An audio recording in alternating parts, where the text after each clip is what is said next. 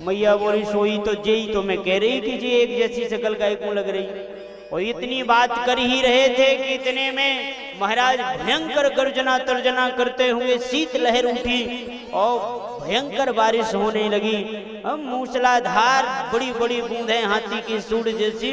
और इस प्रकार से जब पानी बरसा तो ये सब के सब गोप वाले शीत से त्रसित होकर के और सब के सब क्या करते हैं, बस अब इसमें गौर करना। नंद बाबा को बताया कि तुम्हारे गोकुल में उत्पात आने वाला है, तो क्या किया नंद बाबा ने, हरिम जगाम शरणम उत्पातागम संकेता। जैसे ही पता चला तो नंद बाबा भी भगवान की शरण में चले गए। और यहाँ ये ग्वारे और गोपियां ये भी जब बारिश की बूंदों को इन्होंने देखा तो समझ गई कि लगता है इंद्र ने कोप कर लिया है। तो ये और किसी के पास नहीं गई, ये सीधे भगवान के चरणों में जाकर के प्रणाम करती हैं। और सुखदेव भगवान लिखते हैं, अत्यासारा तिवातेन पसवो जातवे पना गोपा गोप्यश्च सीतार्ता गोविंदम शरणं ययुः। बिल्कुल देर ना लगाते तुरंत ये भगवान की शरणागति ग्रहण कर लिया। हे गोविंद, हम आपकी चरण में हैं, अब आप हमारा कल्याण करिए। कृष्ण कृष्ण महाभाग त्वन्नाथं गोकुलम प्रभो त्रातुमर्हसि देवाना कुपिता भक्त वत्सल। कृष्ण, हम आपकी शरण में हैं और हमें आपके अलावा अपना और कोई रक्षक समझ में नहीं आता। आप मेरी रक्षा करें, आप हमारी रक्षा करें। और जैसे ही अपनी शरण में आए हुए आर्त पुकार सुनी कृष्ण ने, तो आज भक्त वत्सलता पुनः जागृत हुई और उन सबकी रक्षा के लिए। और ठाकुर जी ने क्या किया, तस्मान मच्छरणम गोष्ठम मन्नाथम मत परिग्रहं गोपाये स्वात्मयोगेन सोयं मे व्रत आहिता। और यहाँ पर एक बात, सबसे बड़ी बात है जो गौर करने की है। सबसे बड़ी बात यह है गौर करने की कि ग्वारियों ने भगवान श्री कृष्ण से कहा क्या। ये कह रहे हैं कि प्रभु, ये वर्षा हमको मार डाले, हमारा पूरा परिवार खत्म हो जाए, इससे हमें गम नहीं है, इसका हमें दुख नहीं है। पर हे प्रभु, ये हमारी गाय न नष्ट होने पाए। तस्मान मच्छरणम गोष्ठम, हे प्रभु, हम आपकी शरणागति विशेष गाय के लिए ले रहे हैं ताकि हमारी गाय नष्ट ना हो। और सच मानिए, जैसे ही ये बात सुना प्रभु ने, तो ठाकुर जी की भक्त वत्सलता जागृत हो गई। अरे भाई, आए भी तो ठाकुर जी गौ रक्षा करने के लिए है। पूज्य महाराज श्री मलुकपीठ वाले महाराज जी कहते हैं, भगवान को भक्त वत्सल नाम गौ माता की ही देन है। वत्सल शब्द को यदि संस्कृत में व्याख्या किया जाए तो वत्स शब्द से वत्सल बनता है। और वत्स किसे कहते हैं, गौ के बछड़े को। वास्तव में वत्सला यदि कोई है तो वो है गौ माता। और गौ माता की ही दया कृपा और उनका ही प्रेम थोड़ा ठाकुर जी में है, इसलिए उन्हें भक्त वत्सल कहा जाता है। सच बात तो ये है कि भगवान से भी बढ़कर के यदि कोई वत्सला है, भक्त वत्सला है तो वो है गौ माता। भगवान तो कई भक्तों में कई बार भगवान उन पे भी प्रसन्न हो जाते हैं जिन पे प्रसन्न होने का कोई कारण नहीं दिख पड़ता। और हमारी गौ माता चाहे जितना थन धरती में छुप जाए हमारे दूध के, पर जब तक वत्स आकर के उसको स्पर्श नहीं करता तब तक माता द्रवित नहीं होती, क्योंकि उसका पूरा प्रेम, पूरा उत्साह, पूरा उसका दुग्ध केवल और केवल वत्स के लिए है। वो तो एकदम कृपा में ही द्रवित होती है। अष्टों भगवान जब गौ रक्षा की बात सामने आई तो भगवान द्रवित हो गए। और भगवान ने क्या किया? इत्युक्तैकेन हस्तेन कृत्वा गोवर्धनाचलम्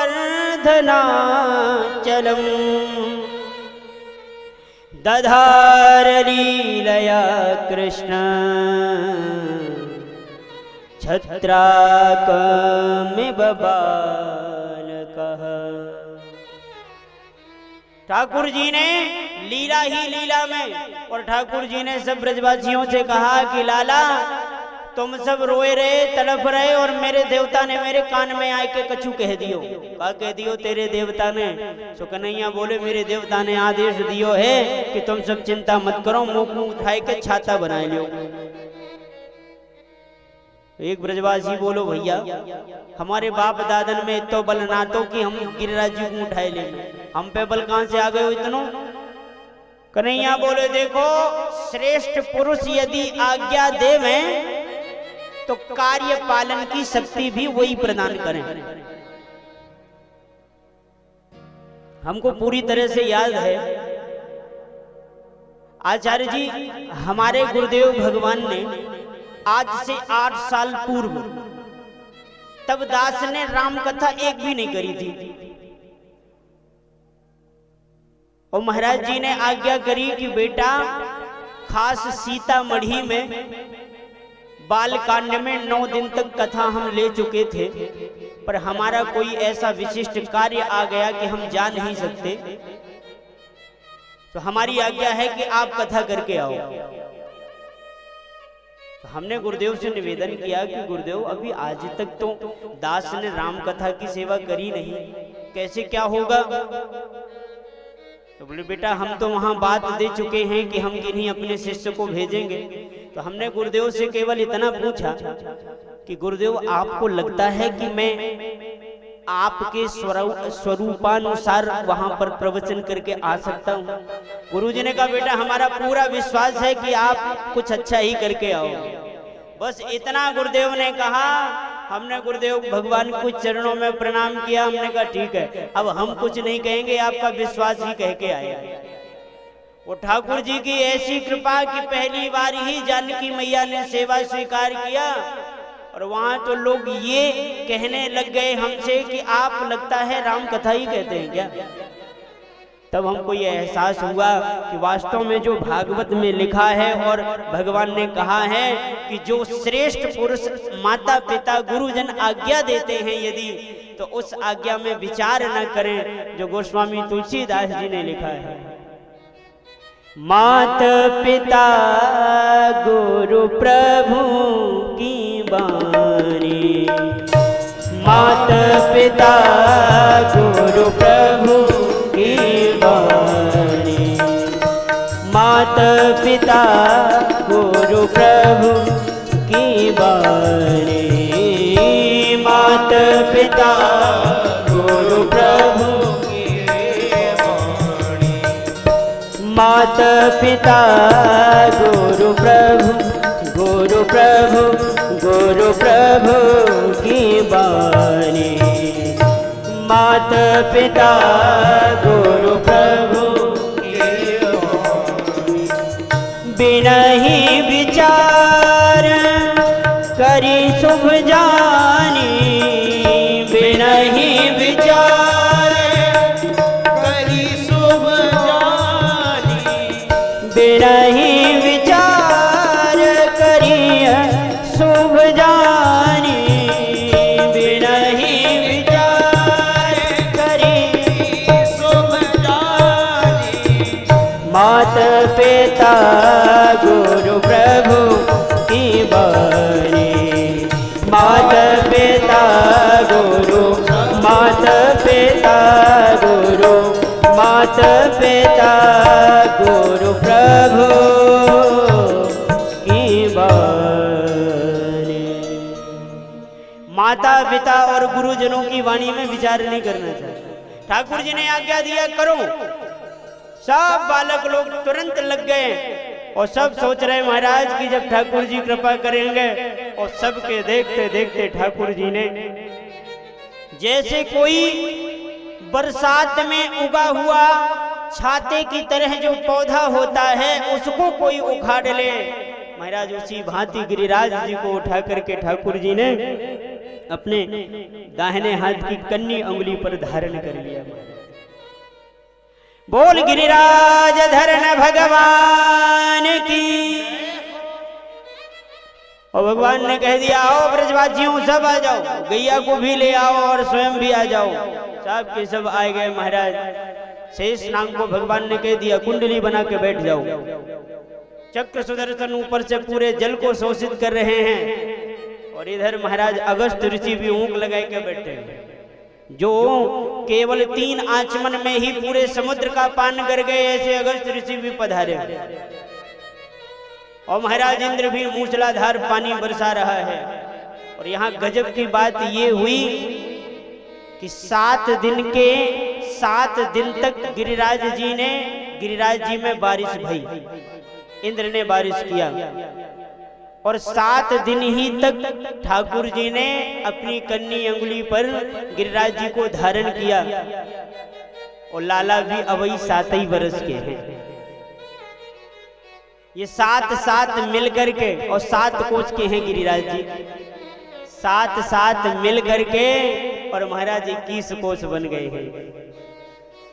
बोल गिरिराज महाराज की। और एक प्रकार से ये एक रास हो गया है भगवान का। आप जानते हैं इंद्र ने 7 दिन तक बारिश करी ब्रजवासियों की हस्ती मिटाने के लिए, पर ठाकुर जी ने गिरिराज जी को उठा करके कन्नी अंगुली में धारण किया ब्रजवासियों की बस्ती बचाने के लिए। और आज बारिश का कोई भी कष्ट नहीं है ब्रजवासियों को। क्यों? क्योंकि इसमें तो इतना आनंद है महाराज। ग्वारे भगवान के सखा जब गैया चराय के आते और अपने अपने घर जाए की बारी होती, तब ग्वारिया गारी देते रात को, जे रात बेकार है जाए, रात जैसी होवे तैसी हमें अपने लाला को छोड़ के जानो पड़े।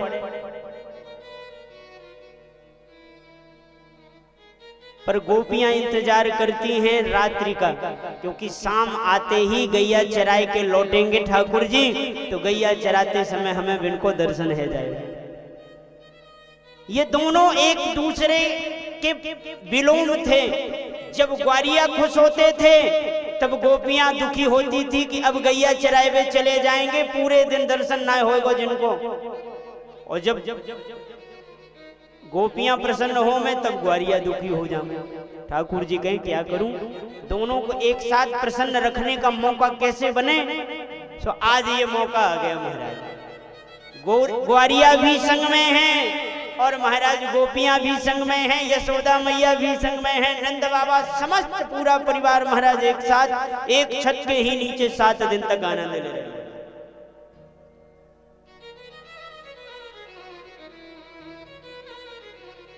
पर 5 दिन भय यशोदा मैया सबके मुंह की ओर देख रही। यशोदा मैया बोली, चोरे ब्रजवासियों, तुम में नेको शर्म है कि सबरी बेच खाई। अरे मैया कैसी बात कर रही तू, क्या बात है? मैया बोली कि एक बात बताओ, अरे तुम्हारा तो ये वालो हाथ दुखवे लग जाए सो तुम जे वारो लगाए लो, और दोनों हाथ दुखवे लग जाए तो नेक अपनो कंधा ऊंचो करके कंधा ही लगाए लो, कंधा भी दुखवे लग जाए तो नेक डंडा को सहारो लगाए लो। मेरे छोरा ने जब ते उंगरिया छुपाई है तब ते हटाई ही ना है, तो बाकी कलाई ना दुख में लग गई होगी। ब्रजवासी बोले सही कह रही मैया, यहाँ पे तो हमने ध्यान ही ना दियो। ओ लाला, नेक तू अपनी उंगलियां हटाए ले, तू नेक विश्राम कर ले, तब तक हम धारण कर रखेंगे गिरिराज जी को। तो कन्हैया तो कछु ना बोले। आप जानो तो हर एक जगह में दो दल हूं मैं। सोचो कन्हैया के दल के थे, वो बोले चोरे मेरे लाला ने उंगली हटाई तो सारे सब के सब भरता बन जाएंगे। अच्छा तो तू का सोच राखो कि तेने और तेरे जब लाला ने उंगलियां छुपाई तो गिरिराज जी टांग राखो तुमने। तो जो कन्हैया के पक्ष के थे वो बोले तू जाने ना जा में कितनो बल है, कितने बल है। तो वो बोलो सुन, सबके सब जे सोच रहे ना पूतना कैसे मरी, पर मैंने देखो जाई ने बाको कल्याण कियो। तो जो विरोधी दल का मन सुखा था उसने कहा कि अच्छा तो तेरे लाला ने यदि पूतना मार दी तो बा मरी मराई में 10 लठ तो मैंने भी जमाए, मैं कोई कमजोर हूं का। कन्हैया बोले शांत है जाओ भैया, आपस में लड़ो मत, ठीक है तो संहारियों में अपनी उंगलियां हटाए रहो। और ठाकुर जी ने नेक सी उंगलियां नीचे करी और जैसी नेक सी हटायो सो महाराज सबके डंडे चटपट करके टूट गए। अरे भैया संहारियो, अरे भैया संहारियो। सब लोगों ने एक एक करके अपने डंडे कंधे हटाए। सो एक केवल ठाकुर जी की कन्नी उंगली पर गिरिराज भगवान स्थापित हैं। बोल गिरिराज धरण भगवान की। तो भैया हुआ क्या, सब ब्रजवासी ये कहवे लगे भैया वाह, अरे हम तो सोच रहे कि हम सबने मिलके गिरिराज जी को उठा रखो, यानी तो एक अकेले ने गिरिराज जी उठाए रखो। अब सब जितने ग्वारिया थे सब ठाकुर जी की तरफ कोई हाथ जोड़ रो, कोई दंडवत कर रो, कोई कह रो महाराज क्षमा करियो। ठाकुर जी ने कहा जी का कर रहे हो, मन सुखा बोलो ओ भैया अगर तू भगवान हो तो मोह तो क्षमा कर दियो, सबसे ज्यादा गारी मैं नहीं दी तो। कन्हैया बोले जी का कह रहे हो, वो भगवान बता रहे हो। हाँ भैया भगवान के अलावा एतेक बल और कोई में है ना सके, निश्चित तू भगवान ही होएगो। अब ठाकुर जी ने समझा कि यदि इनने वो भगवान मान लियो तब तो बड़ी मुश्किल है जाएगी। आप हम जानते हैं ना भगवान की क्या स्थिति हम लोग करते हैं। भगवान को लाई के एक अलमारी में रख दिया और 2 चिरौंजी दाने का भोग लगा दिया, 2 अगरबत्ती इधर से उधर घुमाई और खोज करके बोले जय हो जगदीश हरे।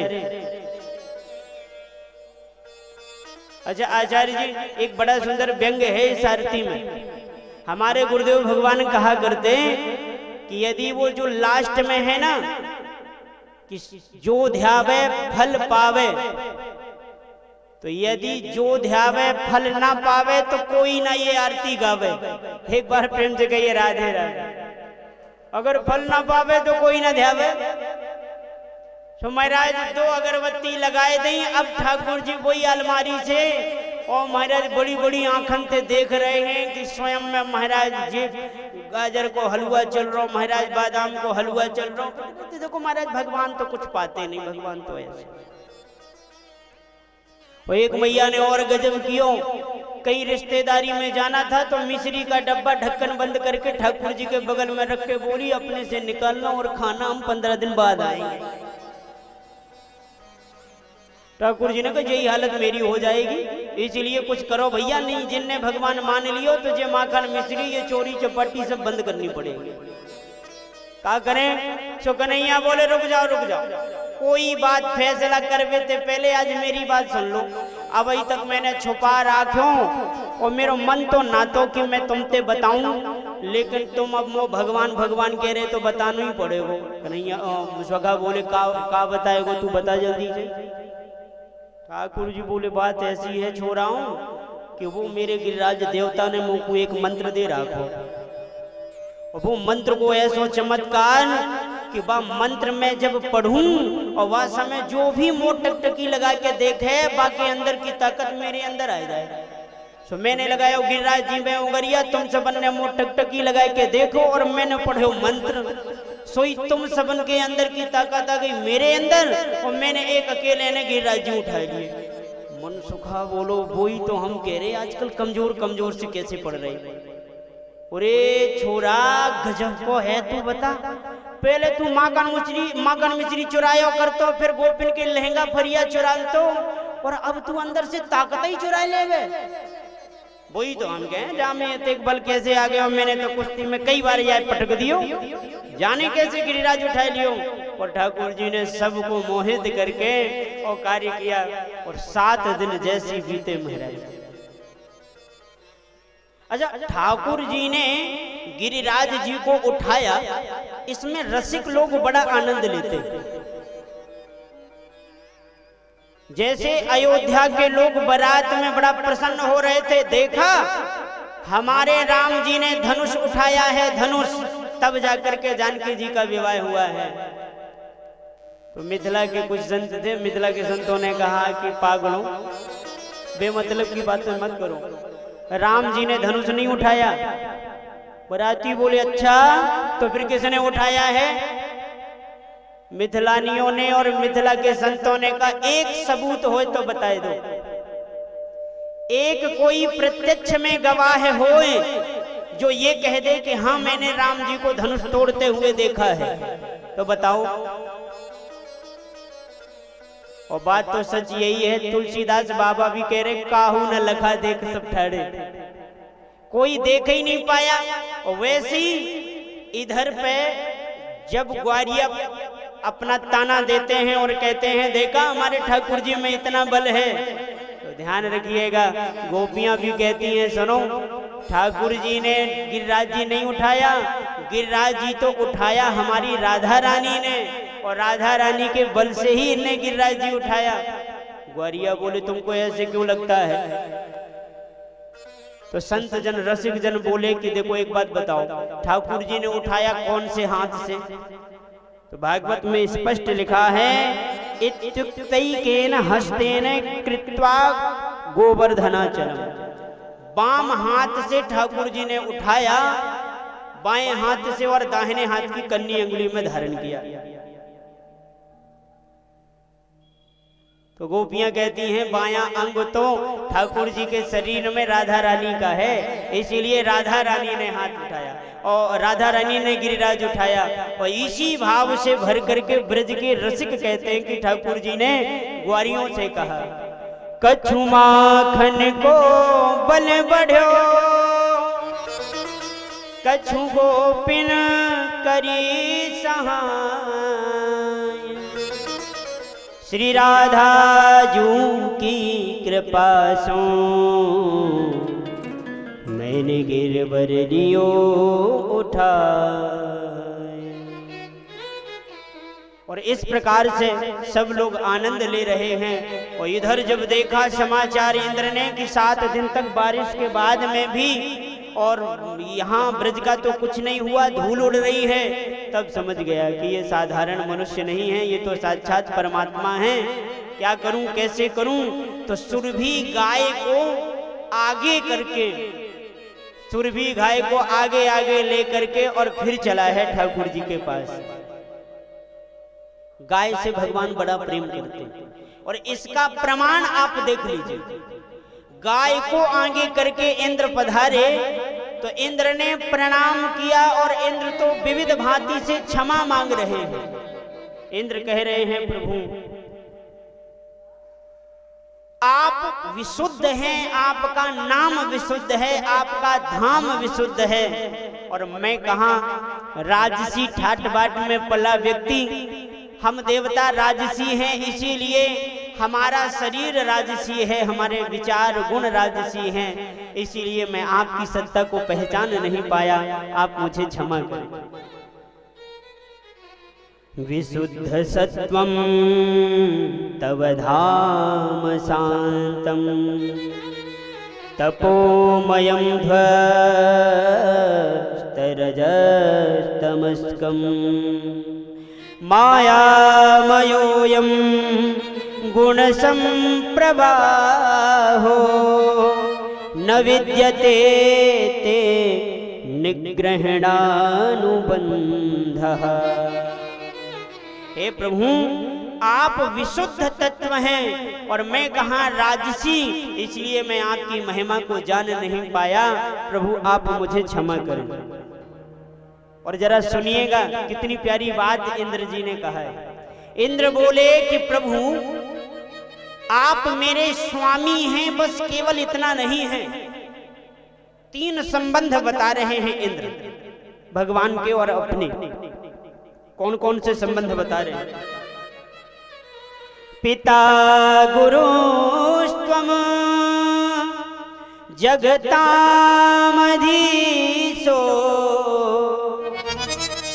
दुरत्ययः काल उपात्तदण्डः।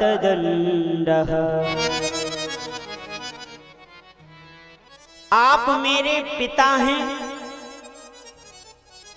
तो जब पिता कहा तो ठाकुर जी बोले कि पिता हैं, जानते हो कि ये हमारे बाप हैं, फिर भी उठपटांगी करते हो। तो तुरंत उसने बदल दिया। इंद्र तुरंत बोले तो फिर आप मेरे गुरु जी हैं। तुरंत कहते तो फिर आप मेरे गुरु जी हैं। और जब गुरु जी कहा तो ठाकुर जी ने कहा तो अभी पिता कह रहा था, अब गुरु कहने लगा।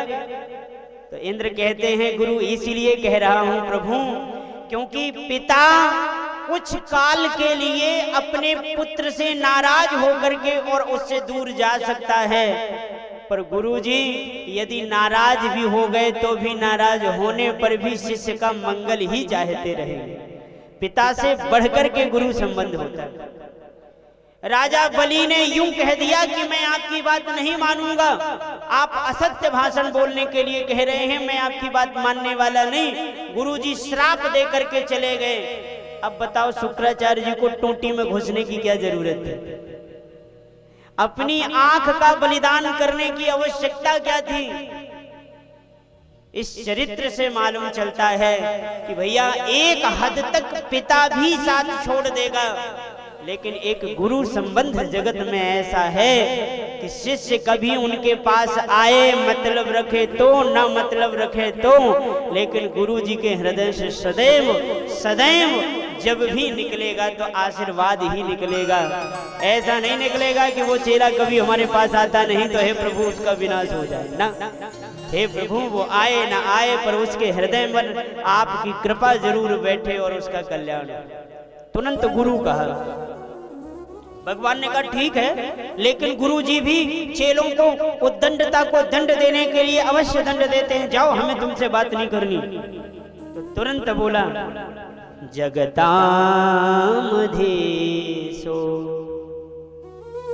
हे प्रभु